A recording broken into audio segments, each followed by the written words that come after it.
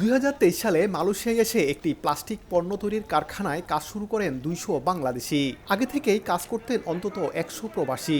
সম্প্রতি তাদের সবাইকে ছাঁটাইয়ের নোটিশ দিয়েছে কারখানা কর্তৃপক্ষ।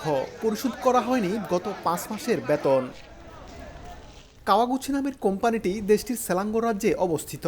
ছাঁটাইয়ের প্রতিবাদে স্থানীয় সময় শুক্রবার কারখানার সামনে জড়ো হন ছাঁটাইকৃত কর্মীরা।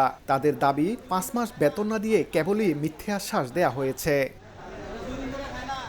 এর আগে কারখানা কর্তৃপক্ষের বিরুদ্ধে অবস্থান নেয় আইনশৃঙ্খলা বাহিনীর সহায়তায় 4 থেকে 5 বাংলাদেশিকে কালো তালিকাভুক্ত করেছেন নিয়োগকর্তারা। ফেরত পাঠানো হয়েছে দেশে। যারা আছেন তারাও আর্থিক সংকটে মানবেতর জীবনযাপন করছেন। বিগত 5 মাস আমাদের কোম্পানি 1 টাকাও দেয়নি। কোম্পানি বলছে আমাদের ডিসেম্বরে টাকা ক্লিয়ার করার কথা। কোম্পানি আজকে আমাদেরকে বলেছে তারা টাকা দিতে পারবে না। কোম্পানির সব ওয়ার্কার মিলে আজকে আমরা কোম্পানির সামনে অবস্থান নিয়েছি। শ্রমিকদের সমস্যা সমাধানে বাংলাদেশ দূতাবাসকে দ্রুত এগিয়ে আসার আহ্বান জানিয়েছেন ভুক্তভোগীরা। মোহাম্মদ আব্দুল কাদের, সময় সংবাদ, কুয়ালালামপুর, মালয়েশিয়া।